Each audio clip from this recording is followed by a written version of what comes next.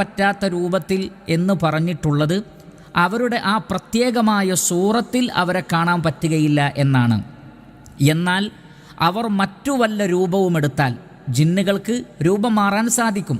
ആ കാര്യത്തിൽ മുസ്ലിം പണ്ഡിത ലോകത്ത് യാതൊരു തർക്കവുമില്ല. അങ്ങനെ അവർ രൂപം മാറിയാൽ ആ മാറിയ രൂപത്തിൽ അവരെ കാണാൻ സാധിക്കുന്നതാണ്.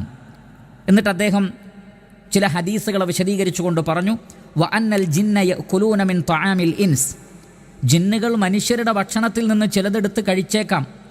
അതേപോലെ തന്നെ വ അന്നഹും യൽഹറൂന ലിൽ ഇൻസി ലാകിൻ ബിശ്ശർത്തിൽ മദ്കൂർ, ചിലപ്പോൾ അവർ മനുഷ്യരുടെ മുമ്പിൽ പ്രത്യക്ഷപ്പെടും, നേരത്തെ പറഞ്ഞതുപോലെ മറ്റു വല്ല രൂപത്തിലും. അതേപോലെ വ അന്നഹും യതകല്ലമൂന ബികലാമിൽ ഇൻസി, മനുഷ്യരുടേതായ രൂപത്തിൽ അവർ സംസാരിക്കുകയും ചെയ്യും. അബൂ ഹുറൈറ റളിയല്ലാഹു അൻഹുവിനോട് സംസാരിച്ചിട്ടുണ്ട്, ഭക്ഷണം അവിടെ നിന്ന് മോഷ്ടിക്കാൻ ശ്രമിച്ചിട്ടുമുണ്ട്. അതിൻ്റെ വിശദീകരണത്തിലാണിത് പറയുന്നത്.